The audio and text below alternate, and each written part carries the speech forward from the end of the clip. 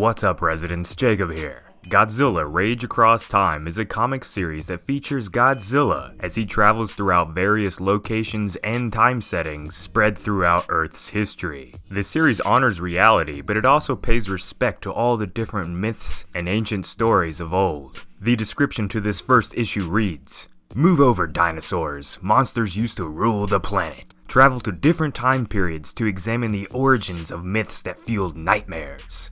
In this first installment, Godzilla brings his terror to Feudal Japan. Written by Jeremy Robinson, and the art done by the fantastic Matt Frank, along with the help of many others.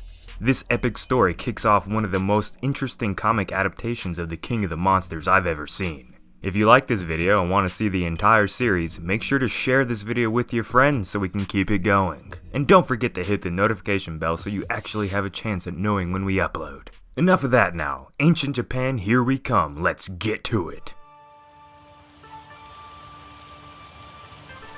Feudal Japan, the year 1274. The story starts out with two clans battling for who should have control of the land. A back and forth battle between people from the same country, the same land.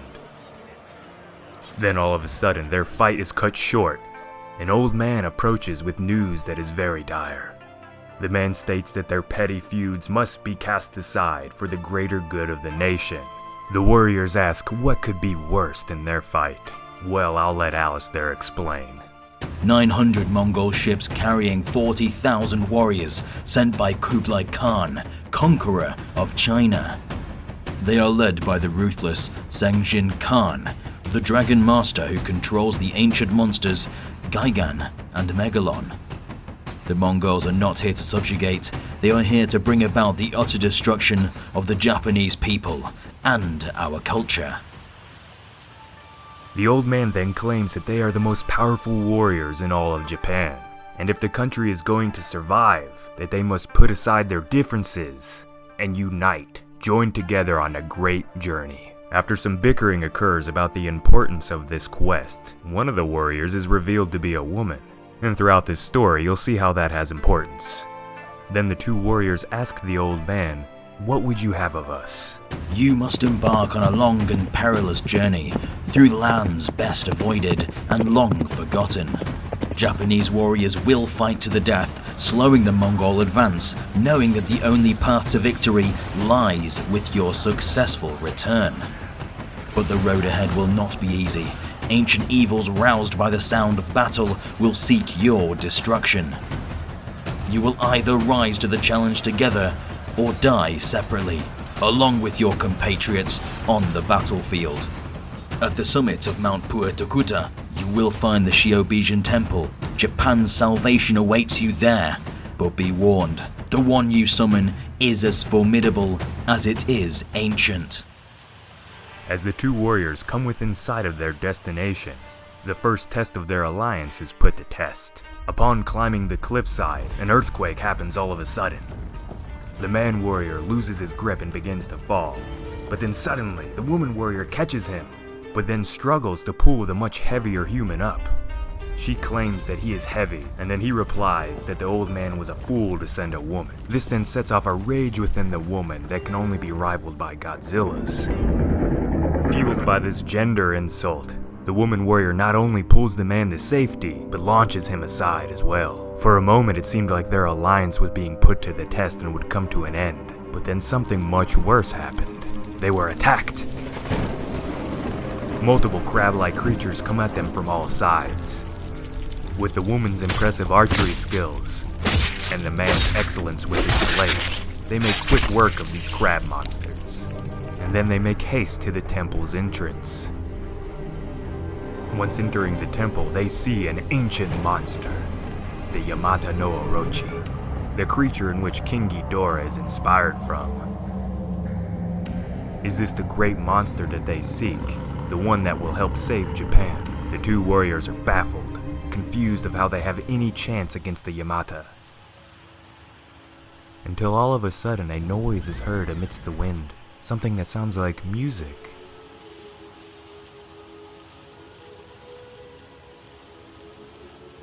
Out of nowhere, two nearly identical women appear amidst the clouds.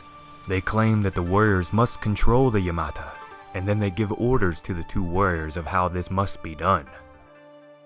The benevolent beings put sacred power into the woman warrior's arrow, and she fires it directly at one of the Yamata's heads.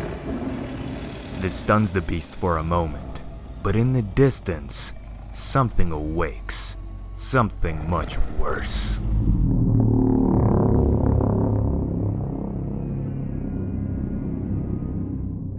The samurai warrior is then led to an ancient relic, one that the benevolent beings say is the only way to control the Yamata no Orochi. After getting hold of this sacred statue, it is said that the Orochi will obey their every command. For a moment, hope is saved, and then he shows up. The Yamata is about to munch down on the woman warrior, but then the samurai comes to save her life. With the artifact in tow, the Yamata no Orochi stops its attack, just as the two warriors think they have saved Japan. Yamata no Orochi is put to the test by none other than Godzilla.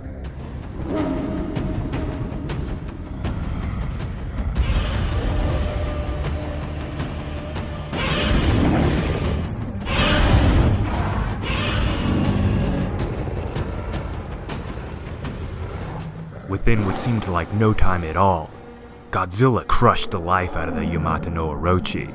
The two warriors then ask, what are they going to do now? Distract Godzilla for a moment and get the hell out of there. After proving your worth and waking the great monster, you must return with the swiftness of eagles. For the new Khan army, vast and powerful, led by men who are not men at all, will not delay in their conquest. If you can achieve all this and return on time, only then will we find victory. Only then will Japan be saved. With Godzilla hot on their tail, they decide to lure the gigantic beast to the Mongol army. The story quickly then cuts to a Japanese city, where the soldiers there began to lose all hope, as two gigantic monsters attack, Gigan and Megalon.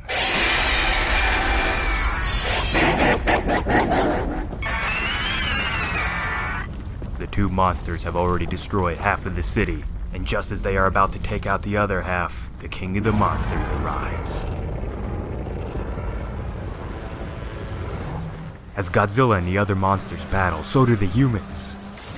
The two warriors throughout this story lead their armies against the Mongol horde. Monster and man, fighting side by side for the same goal: to save the land of Japan.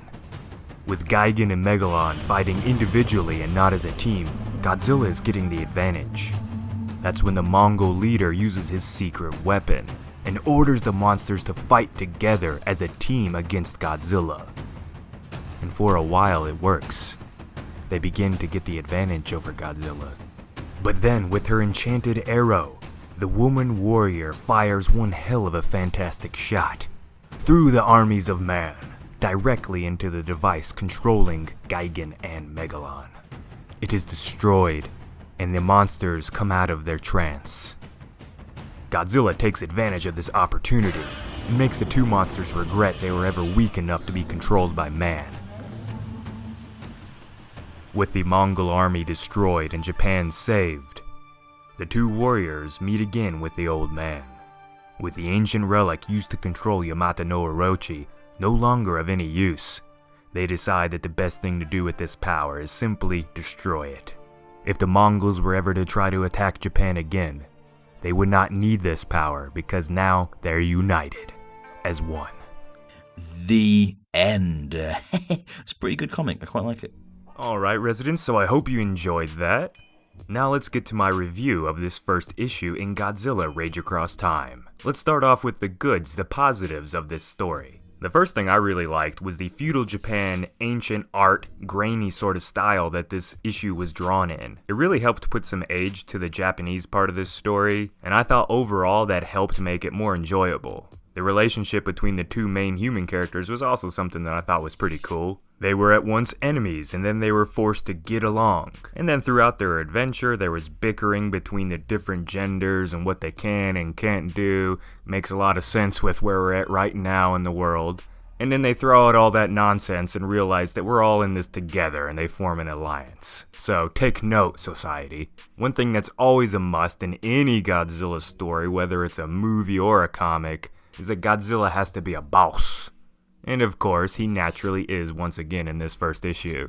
Another cool little Easter egg of sorts was that I'm pretty sure that this had the Mothra fairies or something that was hinting at them, with those two little spirits that came up towards the end of the story. They looked exactly the same, they acted just like the Mothra fairies, so I'm pretty sure that was a nice little hint to them. Let me know what you think. And I don't know if any of you residents know or not, but I'm a pretty big history buff.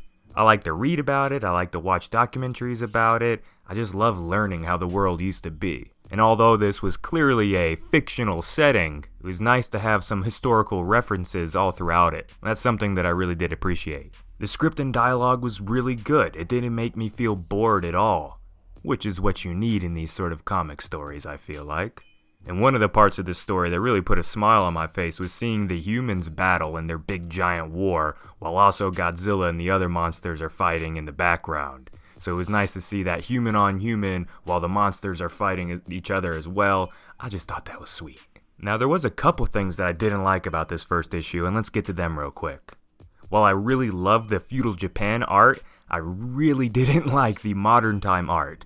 Although it was just a couple pages, it was too cartoony, almost too goofy looking. It looked like a kid's comic more than the rest of the story, and I wasn't a fan. While the art throughout the rest of the story was really fantastic, there were times to where it got a bit too cluttered, I think. Between the crazy art, the speech bubbles, and all the sound effects that are constantly going all over the screen, it kinda made it hard to focus on one thing particularly. That may just be a personal gripe on my end, but I feel like it would have done well to kinda, clear it up a little bit. Let us focus on Godzilla or the characters more directly instead of reading the dialogue here and then the swoosh here and then the here and all that.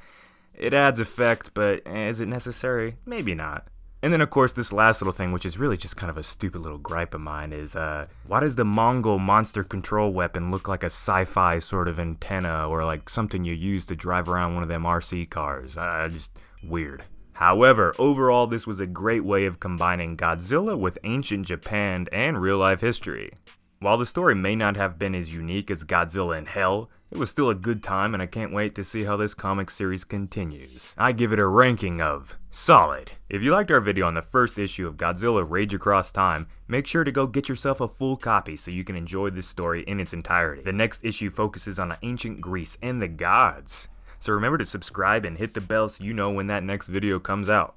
Thank you so much for watching, guys, and as always, this has been Jacob. Peace out.